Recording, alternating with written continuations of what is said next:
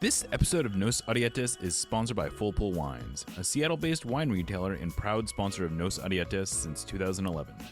Full Pull was founded in 2009, is based in Seattle, and is owned and operated by longtime Sounders supporters.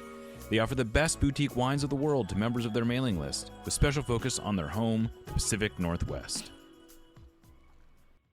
Hi, I'm Will Bruin, and I was just recognized as a Seattle Sounders legend. Now I get to do voice reads for the Sounder at Heart podcast network. Here we go. Come on! Hey, O'Shan! Let's go! A save by Fry! The Seattle Sounders have done it! MLS Cup winners! Here comes Rangers through the middle to crown it for Seattle! And now they truly can start the celebrations. It's the Sounders MLS Cup. Nicoladero leaves absolutely no doubt! The Sounders rule the region! Seattle Sounders is campeón! It's gone! It's gone! Finally! This feels fucking awesome. This is a tiny dog. We want to win. It's Seattle Sounders, bro. Porque se cheated. You know, what was the thought process in terms of who you decided to use and who you didn't? Ever since Sounder Hart wrote a commentary that we didn't take the Open Cup seriously.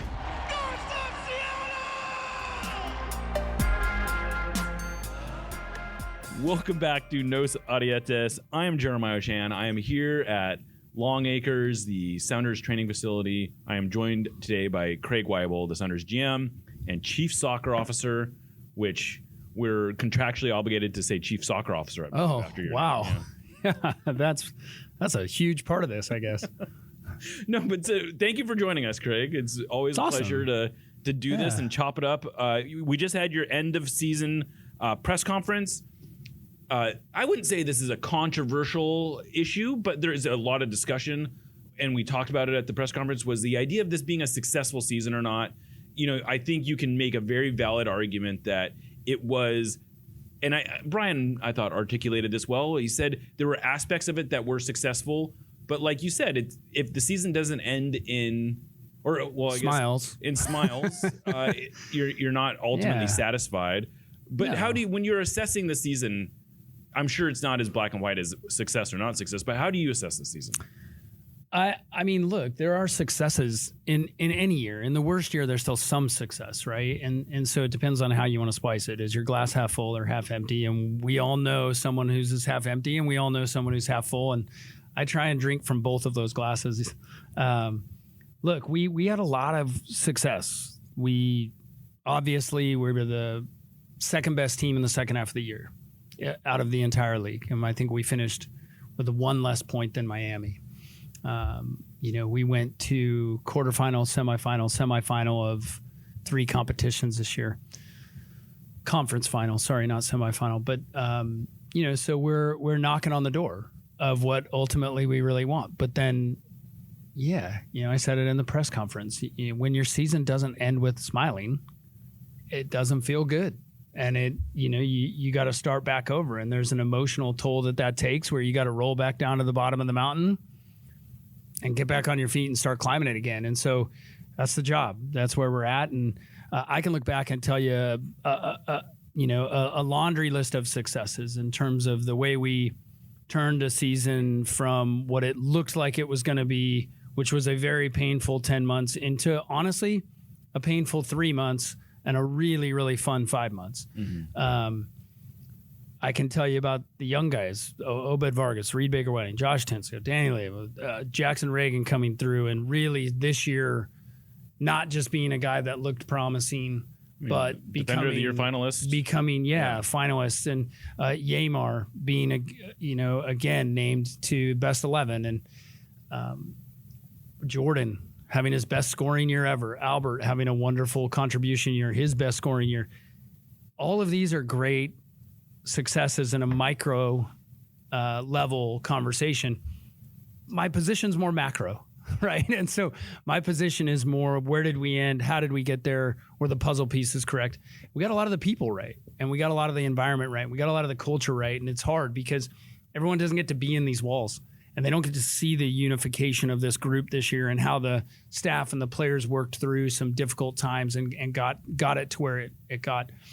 But I also have to own and I'm not blind to the fact that while we were an elite defensive team this year and last year, while we were continuing our success in terms of points, which 5th best the last 2 years overall, so confusing. More points this year, worse finish. Right. But overall, 2-year stretch, 5th best in league, best defense by a light year, and then struggling to score. 19th, I think, in scoring if you go on a 2-year average, or 19th this year, 18th overall, something like that, right in the middle, below middle. So we've got to address it. I mean, it's not a defensive problem right now.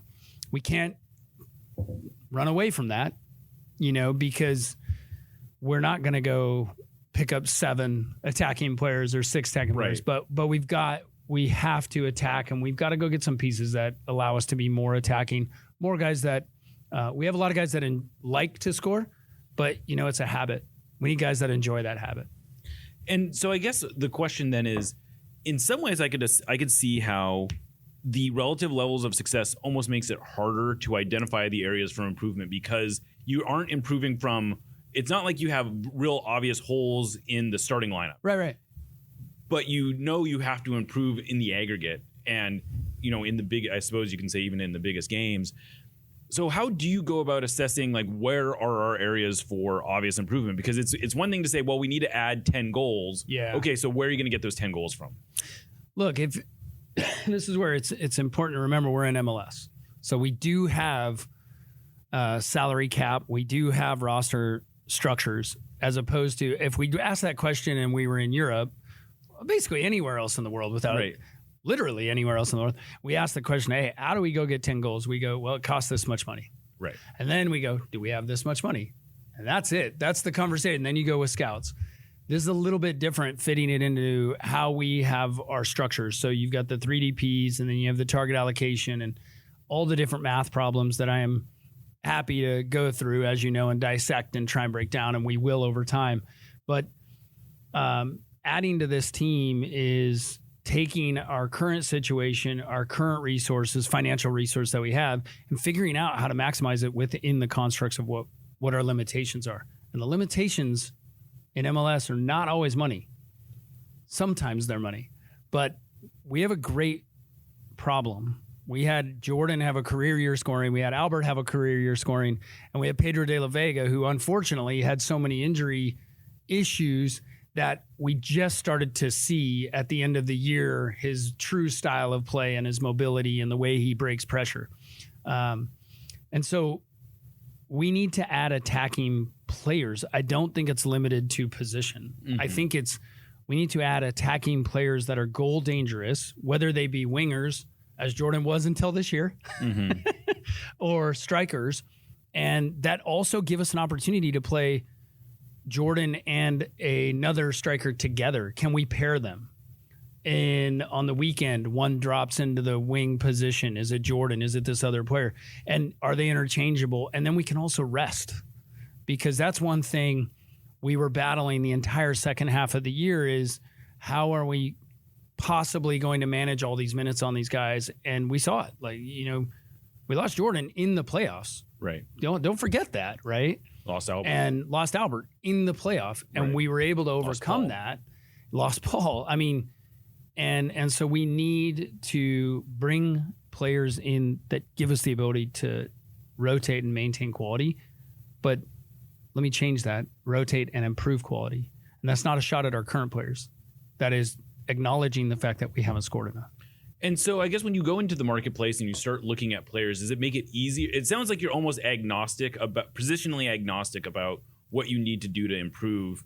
Does that help you go into the market, or would it be nicer if you could just say, we need a number 9, and that would be your laser focus? That would make it a little easier. But then when you start talking about true 9, only 9, it's a really easy conversation. You can theorize all you want. But if you have $15 million to spend versus 10 million to spend versus 7.5 million to spend, your profiles are determined. This is who fits in those categories. By the way, those are all huge amounts of money. Right. None of those are trivial. So it's not necessarily, it is a bit agnostic positionally. It is not agnostic in terms of player profile. You know, I'm very specific and specifically, we are looking for players that fit and can play multiple positions if need be, because we are not going to go add 6 players. We are going to add a limited amount of players based on where we are in the cap and the promise that our young guys have shown. So we need to be very, very careful on the profiles we're looking at, that we don't lock ourselves into one formation of play with the amount of games we're about to play the next year. Yeah, you alluded to this, or you said it in the press conference, that you're going into the season expecting to play at least 42 games. That would be 34 regular season games, 3 Club World Cup games, 2 Champions League games, and then presumably 2 Leagues Cup and 1 Open Cup until we hear otherwise, right?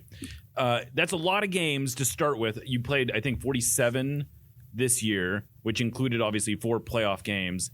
So and 3 extra Leagues Cup games. Right. And so you can, it's not hard to imagine getting higher than 42 is my point. Right. That's it's going to be a lot of wear and tear. MLS teams almost never get over 50, and you guys are looking 50 pretty squarely in the barrel, I would say. Yeah. If you have a successful season, I suppose. But so does that, do you feel like you need to sort of expand the roster as well? Not necessarily in numbers, but in terms of players who you are expecting to play significant minutes? Yeah, we need, I think a few things we need to add this offseason is, obviously we need to add at least one attacking goal dangerous player.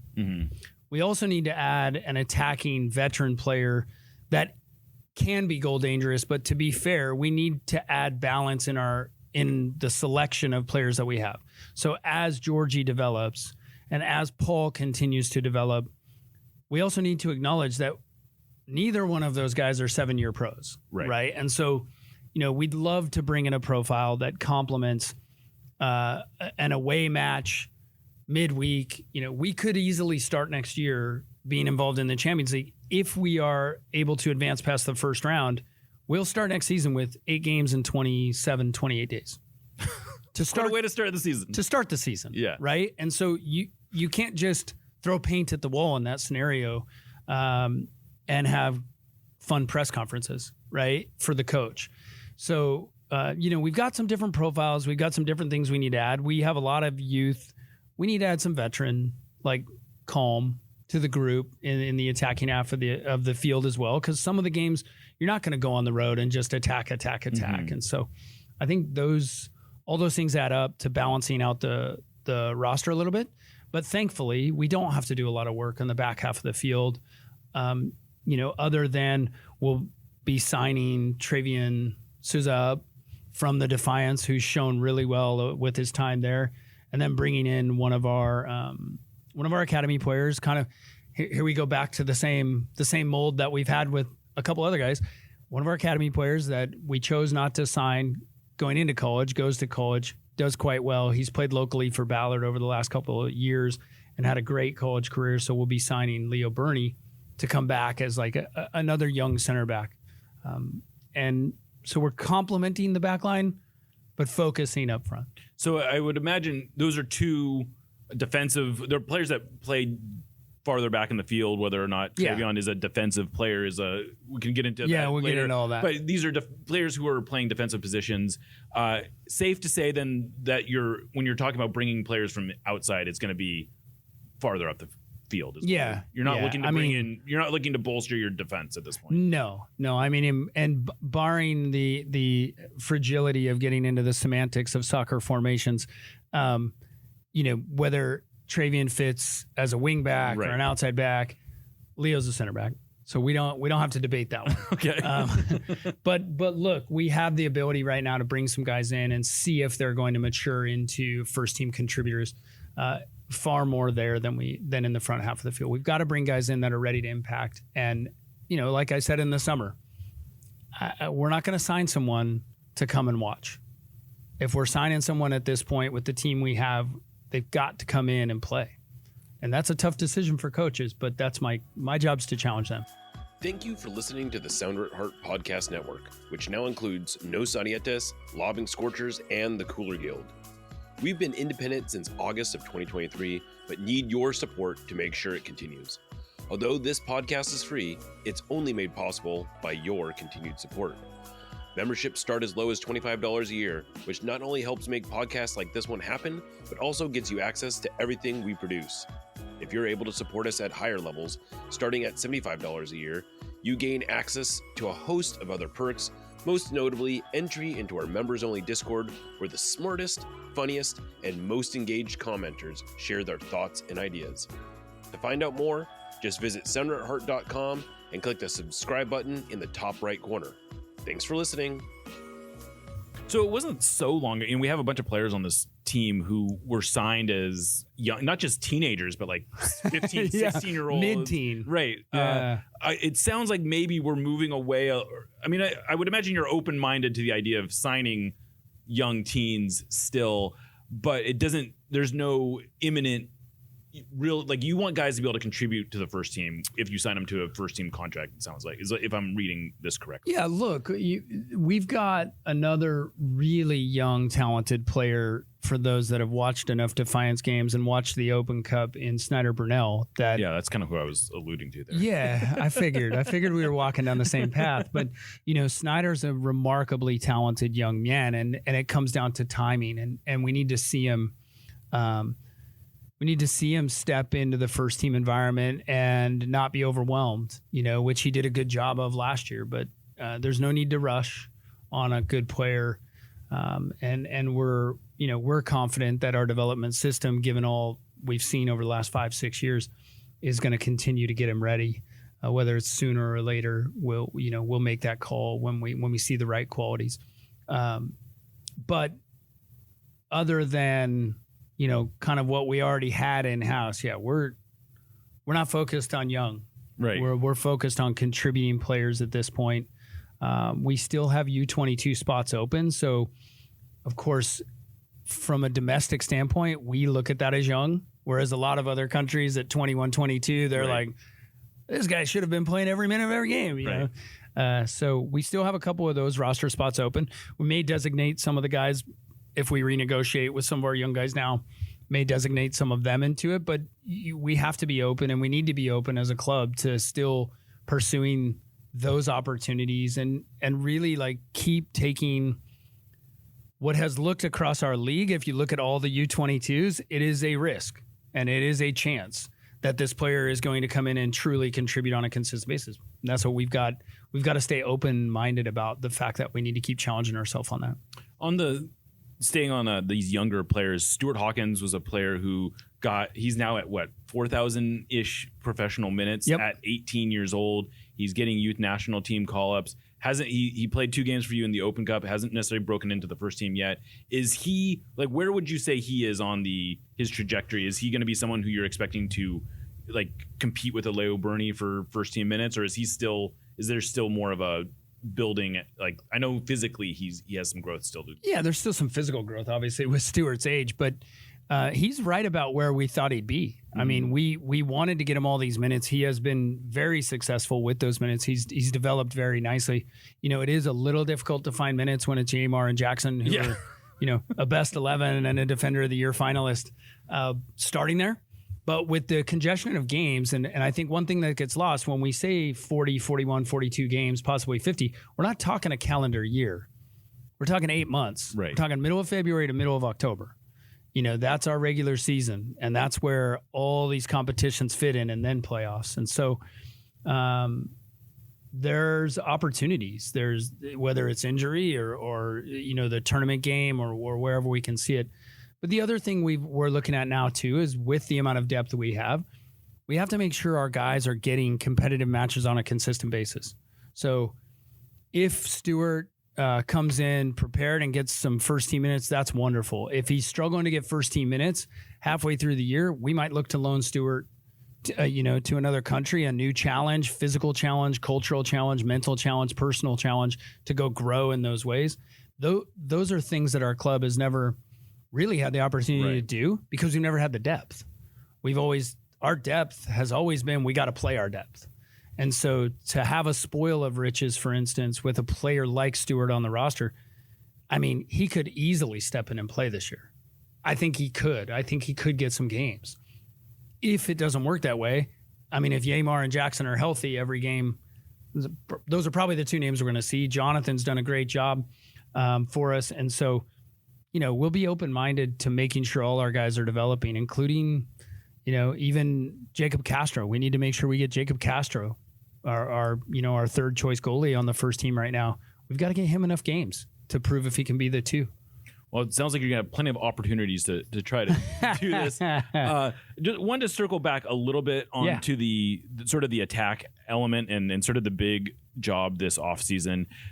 In the summer, there was a fair amount of reporting on there just not being a lot of budget, frankly, to do much, to go out into the market. Do you feel any better about the state of sort of the transfer budget? And like, are you talking to, like, are you focused on players that are available for free, or is there some money out there that you can spend? No, we've reset. I mean, there's money to be spent now.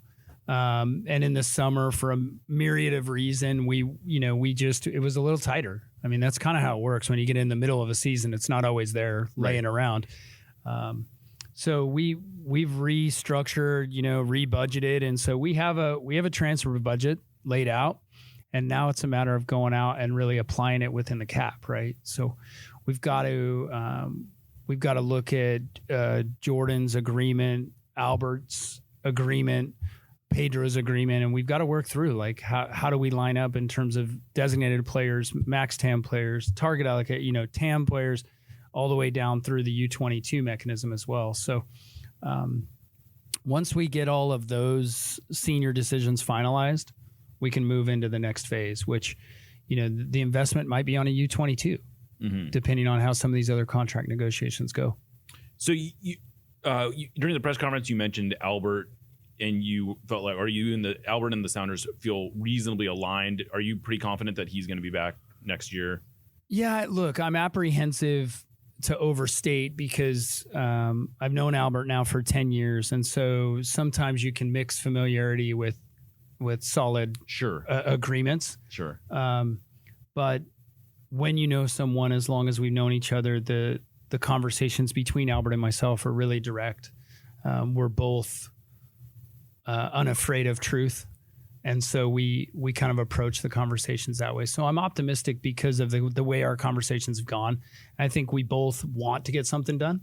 So now it's just a matter of kind of getting those final pieces over the line, and what makes him comfortable, what makes us comfortable, and how do we project I keep referring to limitations. I don't like using that word within the constructs of MLS. Like, where does this best fit for the Sounders, and does that make sense for him? Those aren't always aligned, right? So we're working through those final details to see where we're all comfortable, and I'm pretty sure we're going to find a resolution. When you're either talking to guys who are already here, who have sort of put in the time and are looking forward to this, or you're going out into the market and seeing the response to people, does the Club World Cup register as a thing? I don't expect anyone to be giving you big discounts for this, but is that a selling point where you can, maybe where players seem genuinely excited about the possibility of getting on the field against, I know it's 3 games, but against a Botafogo, against a Atletico Madrid, against a PSG, some of the biggest clubs in the world? How could you not, right? I mean, this is why players play the game. It's for opportunities like this. And so unless they've played in Liga or Serie A or, La Liga, of course, give me a break. Like, that's what players want. But it doesn't give us a discount. I can tell you that. It might even spike the prices because they're like, oh, you're playing in that? Right. Oh, okay. Get some money laying around. Here we go. Yeah. So there's no discounts, but it does definitely help in the conversations, when you tell players, hey, not only are we playing the teams, we're actually playing them in front of our home crowd. And, that I think is something that's going to prove the most memorable and special part of this whole event is our crowd. It's our home crowd mixed in with a true international love affair with a lot of these teams. And I think it's just going to be an amazing experience for our players to be loved at home in front of these teams. It's unique, and it's not going to happen. Not going to happen again in my lifetime, because even if/when we win the Champions League soon enough, most likely we're not going to be able to host the next one, are we? Well, I mean, and that's sort of the thing, and it's sort of a pinch me moment. I almost feel as if because the World Cup is going to be playing games here, it's a little easy to overlook what an opportunity this is. The Club World Cup has never been played in the United States. This is the first time it's ever been this format. I mean, it is a true, who knows how it registers this year, but it's not hard to imagine a world where this is the most important tournament in the world, like bar none, right? And so to have that opportunity of it being played here, to be hosting games, it doesn't feel hyperbolic to say it's a potentially once in a lifetime opportunity. And I do kind of wonder, because there is a temptation in some ways to look at this as like, well, it's like 3 friendlies. And I understand in some ways it's like the mismatch is what it is, but it's also an opportunity to put on a show, to show fans that you are serious about this. And I guess the question is, how much responsibility do you feel to not just be happy you're there, but to treat it like the once in a lifetime opportunity that it is?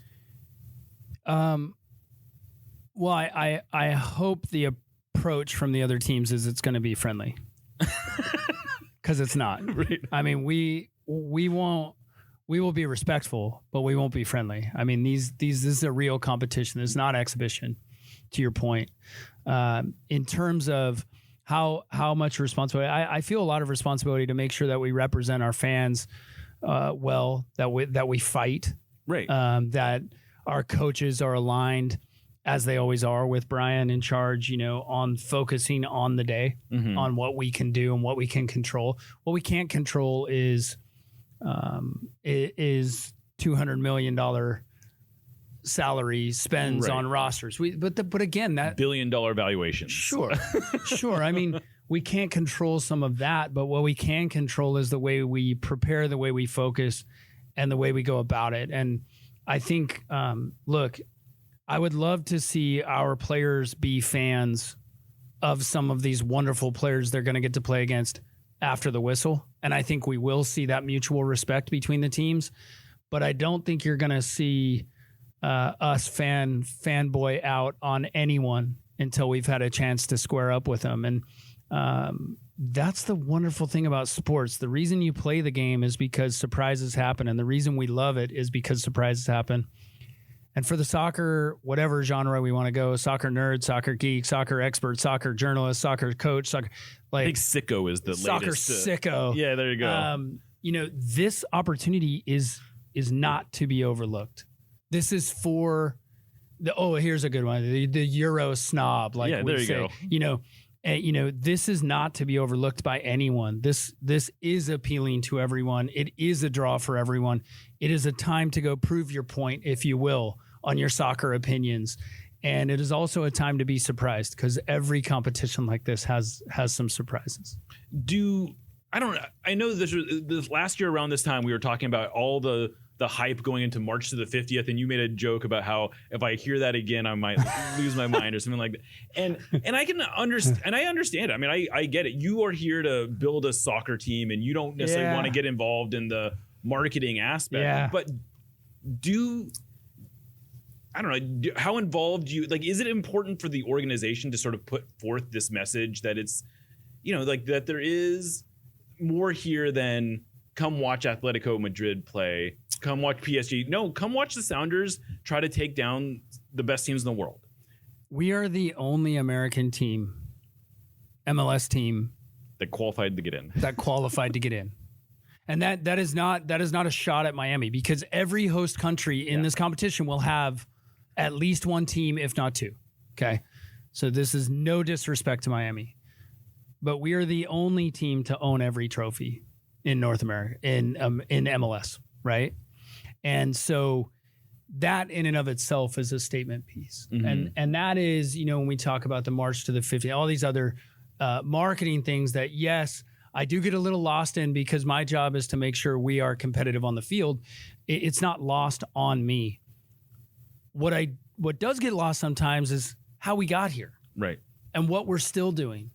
Not only are we playing in the Club World Cup, we are actually playing for the tournament and the championship that we won to get in the Club World Cup this year. Right. So it's maintaining that level of success and that level of competition that our fans have grown to command, demand, and every other and word that there is from us. And so, there are a lot of other clubs that would tell you success has already been reached. And there are a lot of other GMs and coaches, coaches and GMs that would sit in front of the same microphone and compliment each other until you're blue in the face just trying to prove their points.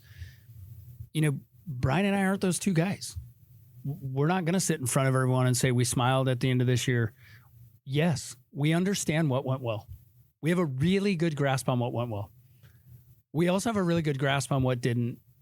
And guess what? In 8-9 weeks, we check back in to start climbing the mountain. And that mountain is to win the tournament that got us in the Club World Cup, to compete in MLS at the same time we are doing this, then to focus on the Club World Cup, and then to focus on the Leagues Cup, and then to come back, if we're in the Leagues Cup, that is, sorry, because you can clarify, we don't know. Yeah. But if we're asked to focus on the Leagues Cup, focus on the Leagues Cup, and then flip all those switches off and refocus on winning the championship, which is what our fans demand and command at the end of every season. So, all of the marketing pieces, I love it. But at the end of the day, all that marketing doesn't matter to me unless we have a reason to market. Well, and that's it. On that same token, there's a Champions League draw tonight. Yep. At 4:00, I guess. It's going to be awesome. If anyone is looking at this. Were you, I have to imagine there's a part of you that was, okay, we got another one, but were you, I know I was excited when you guys made by Galaxy winning. Yeah. Was that like, what was the emotion you felt when you realized that you were going back to Champions League? Oh, yeah. So let me ignore all the other emotions that you have to go through to get there, because you also have to cheer for the opponent that just beat you. Although you used to play for the Galaxy. Even having played for the Galaxy and won an MLS Cup with the Galaxy as a player. I think the last time they won was when we were on the team. Yeah, that's a long time ago. No, I mean, the Champions League is one of the measures of success that we hold ourselves to. It was painful not to be a part of it last year, right? And so being a part of it is very important from not only a measure of success, but also an identity for us. And, it's of substance, and should be noted that we're in pot 1. That's the top 11 teams, right? Not pot 2. We didn't eke in.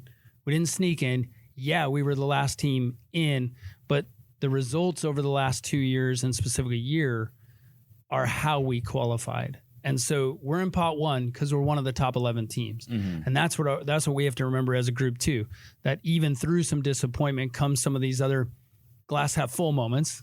And now we need to go prove it. We need to go prove we're one of those top 11 teams that deserves, home field advantage in the second leg.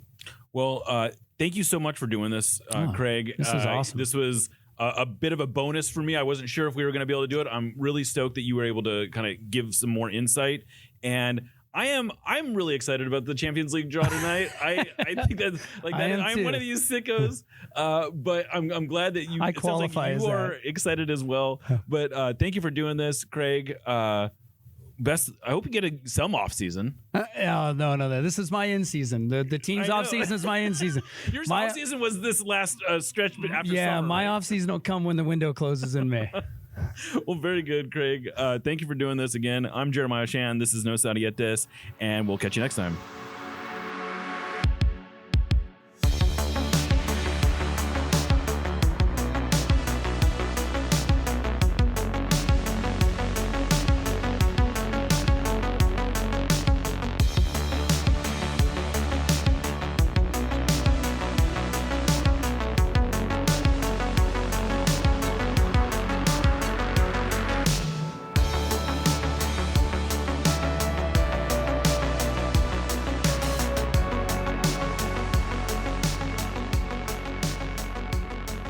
We love you.